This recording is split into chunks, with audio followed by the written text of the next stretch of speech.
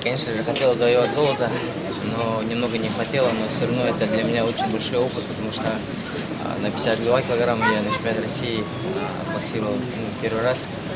Ну, будем работать, потому что дорога еще тут не заканчивается. Впереди у нас будет сбор.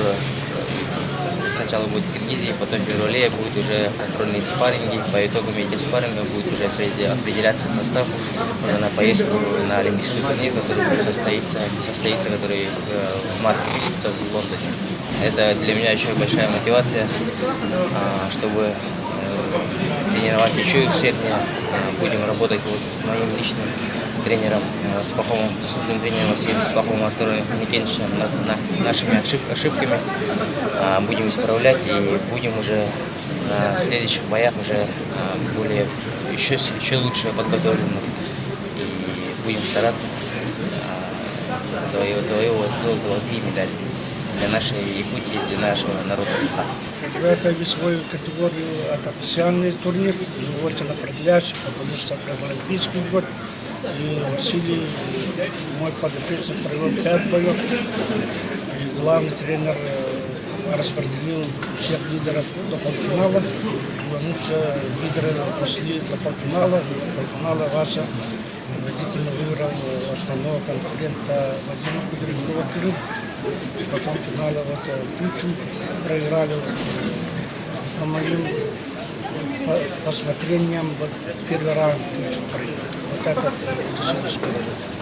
а второй, третий нормальный, выигрышный был. И концовка чуть доли секунды.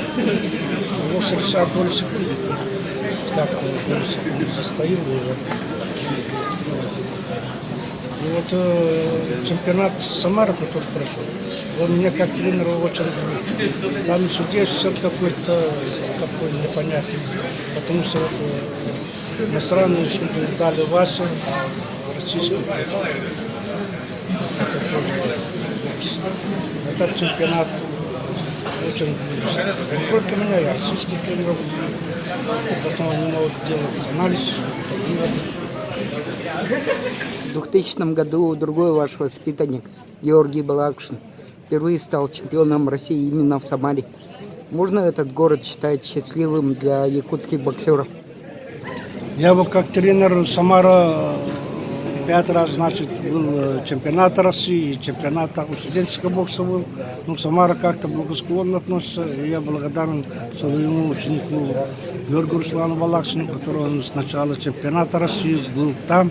И ребятам давал советы, и это вдохновлял наших якутских боксеров, что они приняли достойное участие на чемпионат России.